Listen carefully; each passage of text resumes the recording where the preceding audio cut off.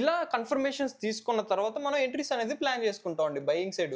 ఈ జోన్ దగ్గరికి రాగానే సెల్ ఎంట్రీ అనేది ప్లాన్ చేసుకోకూడదు అనమాట. ఒక మంచి రెడ్ క్యాండిల్ పడిందని అక్కడ ఏం జరుగుతుందో చూసి ఇలా మన రూల్స్ అనేవి ఫాలో అవుతూ ఎంట్రీస్ అనేది ప్లాన్ చేసుకుంటాం అండి. రాంగ్ అయినా పర్లేదు, మనం డిసిప్లిన్ గా ఇక్కడ మనం అనాలిసిస్ ఎలా ప్లాన్ చేస్తున్నాం అండి.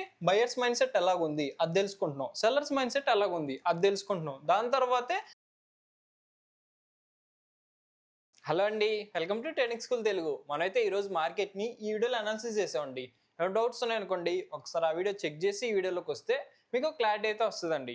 ఆ వీడియోలో మనం అనాలిసిస్ చేసుకున్న మార్కెట్లో ఓవరాల్గా బయర్స్ ఉన్నారు కాబట్టి లోంచి బయింగ్ ప్రెజర్ అనేది కనిపిస్తుంది కదా మనకి.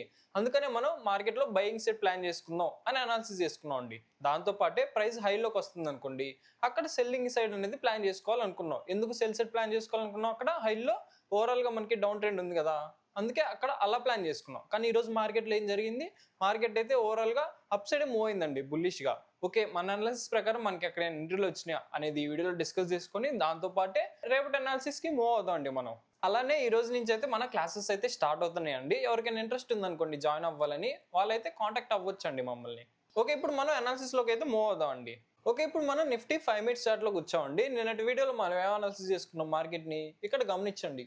ప్రైస్ అనేది ఓవరాల్గా అప్సెట్ మూవ్ అవుతూ ఉంది కదా, హైలోనే వచ్చి క్లోజ్ అయిందండి. దాంతోపాటు ఇక్కడ మనకి రెసిస్టెన్స్ జోన్ అనేది ఉంది కదా, ఈ రెసిస్టెన్స్ జోన్ దగ్గర ఎటువంటి ఎంట్రీస్ అనేది ప్లాన్ చేసుకోవద్దు మీరు. ఎప్పుడైతే మార్కెట్ ఈ జోన్ అప్సెట్ బ్రేక్ ఇచ్చిందో ఒక మంచి గ్రీన్ క్యాండిల్ తో, అక్కడ నుంచి మనం బయింగ్ ఎంట్రీస్ ప్లాన్ చేసుకోవచ్చు అని అనాలిసిస్ చేసుకున్నాం అండి.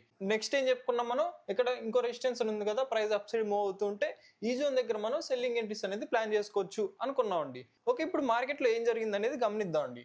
చూడండి, ప్రైస్ ఎక్కడ ఓపెన్ అయింది మనకి, మన రెసిస్టెన్స్ జోన్ దగ్గర ఓపెన్ అయిందండి. ఈ జోన్ దగ్గర మనం ఏం చేయం కదా, గమనిస్తూ ఉంటాం అనమాట ప్రైస్ ని. చూడండి ప్రైస్ ఏం జరుగుతుంది అనేది, లైట్ ఫాల్ వచ్చిందా, మళ్ళీ ప్రైస్ అనేది ఈ జోన్ ని అప్సెట్ క్రాస్ అయిపోయిందండి. అలా మన జోన్ పైకి అయితే ప్రైస్ అనేది వచ్చి క్లోజ్ అయిపోయిందండి ఒక మంచి గ్రీన్ క్యాండిల్ తో.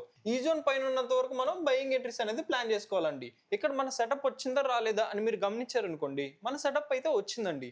చూడండి ఇక్కడ ప్రైస్ అప్సెట్ మూవ్ అయిందా, లో అయింది, అప్సైడ్ వచ్చింది. ఇదేంటిదండి, ట్రెండ్ సెటప్ అనమాట. ప్రైస్ అప్సైడ్ వచ్చింది, లో అయింది. ఎప్పుడైతే మార్కెట్ ఈ హైని క్రాస్ చేసిద్దో అక్కడ మనం బయింగ్ ఎంట్రీస్ అనేది ప్లాన్ చేసుకుంటాం అండి. ఈ సెటప్ ఇక్కడ వచ్చిందా రాలేదా, వచ్చింది కదా, దాంతో పాటే మనం బయింగ్ సైడే ఉన్నాం కదా. ఇలా కన్ఫర్మేషన్స్ తీసుకున్న తర్వాత మనం ఎంట్రీస్ అనేది ప్లాన్ చేసుకుంటాం అండి బయింగ్ సైడ్.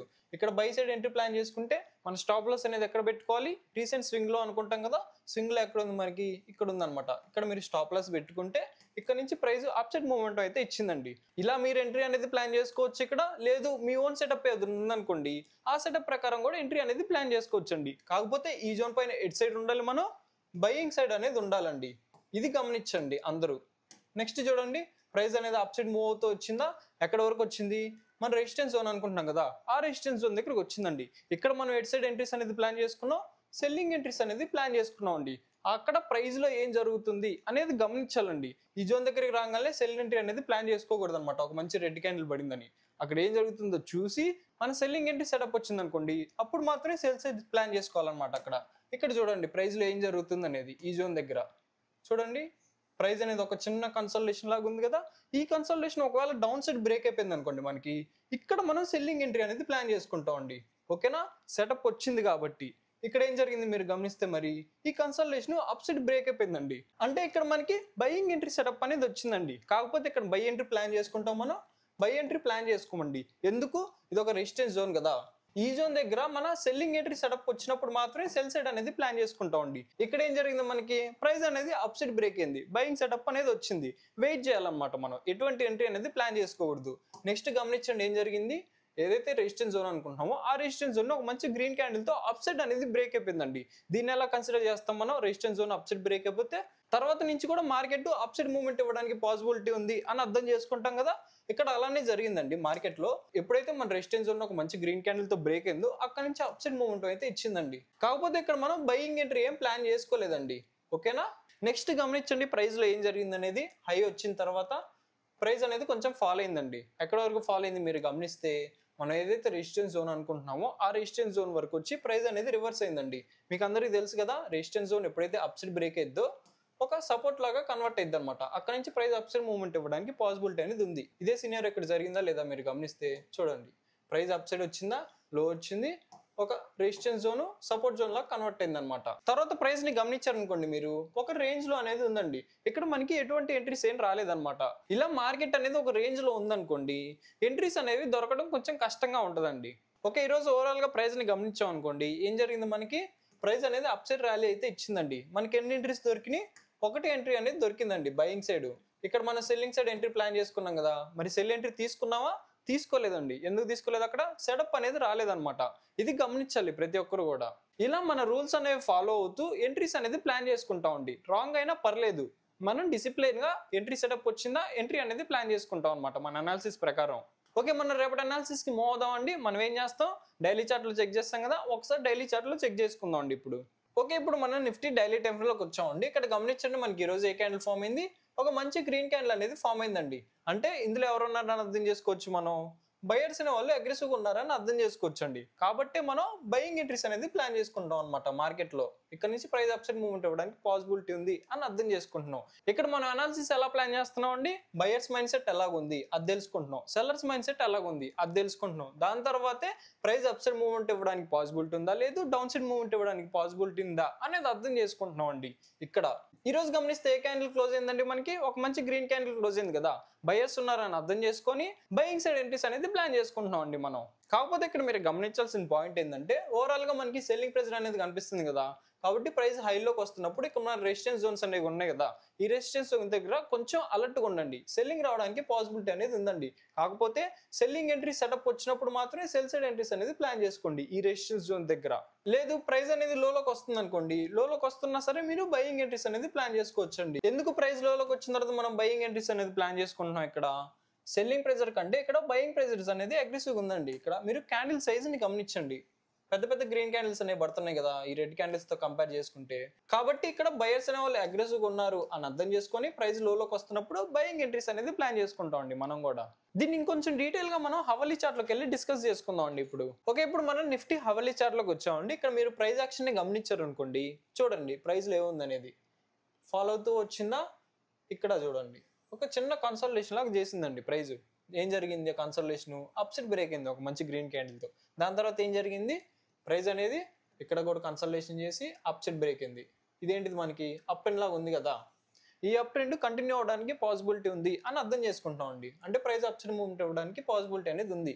కాకపోతే ఇక్కడ మీరు గమనించారనుకోండి, ఈ పాయింట్ దగ్గర నుంచే సెల్లింగ్ అనేది అగ్రెసివ్ గా స్టార్ట్ అయింది కాబట్టి మళ్ళీ ప్రైస్ ఈ జోన్ దగ్గరకు వచ్చినప్పుడు సెల్లింగ్ రావడానికి పాసిబిలిటీ అనేది ఉందండి. ఇలా అర్థం చేసుకుంటాం మనం ప్రైస్ ని. కాబట్టే ప్రైస్ ఇక్కడ నుంచి అప్ సైడ్ మూవ్మెంట్ ఇవ్వడానికి పాసిబిలిటీ ఉంది. ఎప్పుడైతే ఈ జోన్ దగ్గరకు వస్తుందో మళ్ళీ ఈ జోన్ దగ్గర మన సెల్లింగ్ ఎంట్రీ సెటప్ వస్తే సెల్ సైడ్ అనేది ప్లాన్ చేసుకుంటాం అండి. దాంతో పాటే ప్రైస్ అనేది లోలోకి వస్తుంది అనుకోండి, ఇక్కడ మనకి అప్ ట్రెండ్ అనేది కనిపిస్తుంది కదా, మళ్ళీ ప్రైస్ లోలోకి వస్తున్నప్పుడు బయింగ్ ఎంట్రీస్ అనేది ప్లాన్ చేసుకుంటాం. దీన్ని బేస్ చేసుకొని ఇక్కడ బయింగ్ ఎంట్రీస్ అనేది ప్లాన్ చేసుకుంటాం, ఇక్కడ దీన్ని బేస్ చేసుకొని ఇక్కడ సెల్లింగ్ ఎంట్రీస్ అనేది ప్లాన్ చేసుకుంటాం అండి. ఇక్కడ గమనిస్తే చూడండి, మనకి సెల్ ఎంట్రీ ఉంది, బై ఎంట్రీ ఉంది. మరి రెండిట్లో ఏది బెస్ట్, బై ఎంట్రీ బెస్ట్ అండి. ఎందుకు, ఇక్కడ మనకి అగ్రెసివ్ బయింగ్ ప్రెజర్ ఉంది కాబట్టి. మరి సెల్లింగ్ ఎప్పుడు చేయాలి, మన సెటప్ వచ్చినప్పుడు మాత్రమే సెల్లింగ్ ఎంట్రీ అనేది ప్లాన్ చేసుకోవాలండి.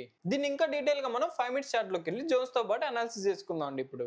ఓకే, ఇప్పుడు మనం నిఫ్టీ 5 minutes చార్ట్ లోకి వచ్చామండి. ఇక్కడ మీరు చార్ట్ ని గమనించారు అనుకోండి, ఏముంది మనకి లాస్ట్ లో ఒక చిన్న కన్సల్టేషన్ లాగా కనిపిస్తుంది కదా. ఈ కన్సల్టేషన్ ఎప్పుడైతే మార్కెట్ అప్ సైడ్ బ్రేక్ ఇచ్చిందో ఒక మంచి గ్రీన్ క్యాండిల్ తో, ఇక్కడ నుంచి మనం బయింగ్ ఎంట్రీస్ అనేది ప్లాన్ చేసుకోవచ్చు అండి. ఎక్కడ వరకు బై సైడ్ ప్లాన్ చేసుకోవచ్చు, మన నెక్స్ట్ రెసిస్టెన్స్ జోన్ ఉంది కదా, ఇక్కడ ఎంత 25,150 అండి. ఈ జోన్ వరకు రావడానికి పాసిబిలిటీ అనేది ఉంది. ఇక్కడ మనం సెల్లింగ్ ఎంట్రీస్ అనేది ప్లాన్ చేసుకుంటున్నాం అండి. లేదు మార్కెట్ ఈ జోన్ కూడా అప్ సైడ్ బ్రేక్ ఇచ్చింది అనుకోండి ఒక మంచి గ్రీన్ క్యాండిల్ తో, ప్రైస్ ని హైలోకి రానివ్వండి. హైలోకి వచ్చిన తర్వాత ఇక్కడ మనకి రెసిస్టెన్స్ జోన్ అనేది ఉంది కదా, నెక్స్ట్ ఎంత ఉంది 25,240 అండి. ఈ జోన్ దగ్గర మనం సెల్లింగ్ ఎంట్రీస్ అనేది ప్లాన్ చేసుకుంటున్నాం. లేదు మార్కెట్ అనేది ఈ రేంజ్ డౌన్ సైడ్ బ్రేక్ ఇచ్చింది అనుకోండి, ప్రైస్ ని లోలోకి రానివ్వండి. లోలోకి వచ్చిన తర్వాత ఇక్కడ మనకి ఫస్ట్ సపోర్ట్ జోన్ అనేది ఉంది కదా, ఎంత ఉంది 24,920 అండి. ఈ జోన్ దగ్గర మనం బయింగ్ ఎంట్రీస్ అనేది ప్లాన్ చేసుకోవచ్చు. లేదు మార్కెట్ ఈ జోన్ కూడా డౌన్ సైడ్ బ్రేక్ ఇచ్చింది అనుకోండి ఒక మంచి రెడ్ క్యాండిల్ తో, ఇక్కడ నుంచి ఫాల్ రావడానికి పాసిబిలిటీ అనేది ఉందండి. కాకపోతే బ్రేక్ అయిన వెంటనే సెల్ చేయకుండా ప్రైస్ రీట్రేస్ అయింది కదా, ఈ రీట్రేస్మెంట్ లో మనకి సెల్లింగ్ ఎంట్రీ ఏమైనా దొరికింది అనుకోండి, సెల్ సైడ్ అనేది ప్లాన్ చేసుకోవచ్చు అనమాట. అక్కడ నుంచి ప్రైస్ ఫాల్ రావడానికి పాసిబిలిటీ అనేది ఉందండి. ఎక్కడ వరకు ఉంది 24,750, ఈ జోన్ వరకు రావడానికి పాసిబిలిటీ ఉంది. ఇక్కడ మీరు బయింగ్ ఎంట్రీస్ అనేది ప్లాన్ చేసుకోవచ్చు. ఓకే, ఇప్పుడు మనం బ్యాంక్ నిఫ్టీ హవలీ చార్ట్ లోకి వచ్చామండి. ఇక్కడ గమనించండి, మనకి ప్రైస్ ఎలాగ ఉంది, ఒక మంచి అప్ ట్రెండ్ లో ప్రైస్ అనేది అప్ సైడ్ మూవ్ అవుతూ ఉందండి. హైలోకి వచ్చిన తర్వాత ఏం జరిగింది మనకి నిన్న చెప్పుకున్నాం కదా, నిన్న ఏం డిస్కస్ చేసుకున్నాం మనం, ప్రైస్ ఇక్కడ కన్సల్టేషన్ జరిగింది కాబట్టి ఈ కన్సల్టేషన్ ఎప్పుడైతే అప్ సైడ్ బ్రేక్ ఇచ్చిందో అప్ సైడ్ మూవ్మెంట్ ఇవ్వడానికి పాసిబిలిటీ ఉందని డిస్కస్ చేసుకున్నాం అండి. కాకపోతే ప్రైస్ ఎక్కడ ఓపెన్ అయింది, మనకి హెవీ గ్యాప్ అప్ అనేది ఓపెన్ అయిందండి. అక్కడ నుంచి మంచి ర్యాలీ అనేది ఇచ్చింది అప్ సైడ్. ఇక్కడ కూడా మీరు గమనిస్తే ఎలాగుంది, ప్రైస్ అనేది అప్ సైడ్ వచ్చింది, ఒక చిన్న కన్సల్టేషన్ అనేది జరిగిందండి. ఈ consultation market up side break ఇచ్చింది అనుకోండి, ఇక్కడ నుంచి మళ్ళీ అప్ సైడ్ మూవ్మెంట్ ఇవ్వడానికి పాసిబిలిటీ అనేది ఉంది. కాకపోతే మనకి హైలోకి వచ్చిన తర్వాత రెసిస్టెన్స్ జోన్ అనేది ఉంది కదా, ఈ రెసిస్టెన్స్ జోన్ దగ్గర మనం సెల్లింగ్ ఎంట్రీస్ అనేది ప్లాన్ చేసుకుంటున్నాం అనమాట. లేదు ప్రైస్ అనేది ఫాలో అవుతూ వస్తుంది అనుకోండి, లోకి వచ్చిన తర్వాత మనం బయింగ్ ఎంట్రీస్ అనేది ప్లాన్ చేసుకోవచ్చండి. ఎందుకు ఇక్కడ బై సైడ్ ఎంట్రీ అనేది ప్లాన్ చేసుకుంటున్నాం, ఇక్కడ నుంచి అగ్రెసివ్ బయింగ్ ప్రైస్ అనేది ఉంది కదా, దాంతో పాటు ట్రెండ్ అనేది ఎటు సైడ్ ఉంది, మనకి అప్ ట్రెండ్ లో ఉంది కదా. ఈ 2 పాయింట్స్ కన్సిడర్ చేసుకున్న తర్వాత ప్రైస్ లోకి వస్తున్నప్పుడు బయింగ్ ఎంట్రీస్ అనేది ప్లాన్ చేసుకుంటాం అండి. ఓకే, ఇప్పుడు మనం లెవెల్స్ అనేవి గమనిద్దాం అండి. బ్యాంక్ నిఫ్టీలో ఫస్ట్ రెసిస్టెన్స్ జోన్ ఎక్కడ ఉంది, మనకి 56,370 అండి. లేదు ప్రైస్ ఫాలో అవుతుంది అనుకోండి, ఇక్కడ మనకి సపోర్ట్ జోన్ ఎంత ఉంది, ఫస్ట్ది 55,800 అండి. ఈ జోన్ కూడా డౌన్ సైడ్ బ్రేక్ అయిపోయింది అనుకోండి, ఇక్కడ ఉందండి మన నెక్స్ట్ సపోర్ట్ జోన్ ఎంత, 55,500 అండి. ఇవి మన సపోర్ట్ అండ్ రెసిస్టెన్స్ లెవెల్స్ అండి బ్యాంక్ నిఫ్టీలో. ఓకే, ఇప్పుడు మనం సెన్సెక్స్ హవాలీ చార్ట్ లోకి వచ్చామండి. ఇక్కడ మీరు చార్ట్ ని గమనించారు అనుకోండి, ఎలాగుంది మనకి సేమ్ నిఫ్టీ లాగానే ఉంటుందండి. ఇందాకేం డిస్కస్ చేసుకున్నాం, ప్రైస్ అనేది ఫాల్ అయింది, ఒక కన్సల్టేషన్ జరిగింది, అప్ సైడ్ బ్రేక్ అయింది, మళ్ళీ అక్కడ నుంచి ఒక కన్సల్టేషన్ జరిగి అప్ సైడ్ మూవ్మెంట్ అనేది ఇచ్చిందండి. సేమ్ ఇదే సైకాలజీ కదా నిఫ్టీలో కూడా మనం ఇందాక డిస్కస్ చేసుకుంది. కాబట్టి మీరు సైకాలజీని అర్థం చేసుకోవడానికి ట్రై చేయండి. ప్రైస్లో ఏం జరుగుతుంది అనేది అర్థం చేసుకోండి. నేమ్స్ అనేవి పక్కన పెట్టండి. ఫస్ట్ రెండిట్లో ఒకటే సైకాలజీ అప్లై అవుతుంది కాబట్టి ఇందాక మనం నిఫ్టీలో డిస్కస్ చేసుకున్నాం కదా అనాలిసిస్, దాన్ని ఇక్కడ మీరు అప్లై చేసుకోవచ్చండి. ఇప్పుడు లెవెల్స్ అనేవి గమనిద్దాం మనం. సెన్సెక్స్ లో ఫస్ట్ రెసిస్టెన్స్ జోన్స్ ఎక్కడ ఉన్నాయి, మనకి 82,040 అండి. దాని తర్వాత ఎక్కడ ఉంది 82,330 అండి. ప్రైస్ ఫాలో అవుతూ వస్తుంది అనుకోండి, ఫస్ట్ సపోర్ట్ జోన్ ఎక్కడ ఉంది, మనకి ఇక్కడ ఉందండి 81,600. దాని తర్వాత సపోర్ట్ జోన్ ఇక్కడ 81,300 అండి. ఇవి మన సపోర్ట్ అండ్ రెసిస్టెన్స్ లెవెల్స్ అండి. ఈ జోన్స్ దగ్గరకు వచ్చినప్పుడు ప్రైస్లో ఏం జరుగుతుంది అనేది అర్థం చేసుకొని మన ఎంట్రీ సెటప్ వచ్చింది అనుకోండి, ఎంట్రీస్ అనేది ప్లాన్ చేసుకోవచ్చండి రిస్క్ రివార్డ్ని ఫాలో అవుతూ. నా అనాలిసిస్ కనుక నచ్చినట్టయితే వీడియోకి అయితే లైక్ చేయండి, ఏమైనా డౌట్స్ ఉంటే కామెంట్ చేయండి, ఛానల్ సబ్స్క్రైబ్ చేసుకోండి. Thank you.